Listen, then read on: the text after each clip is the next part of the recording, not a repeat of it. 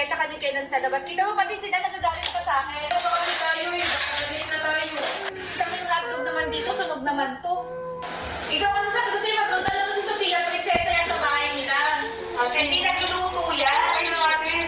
Pasensya na mga kasi nagmamadali po kayo sa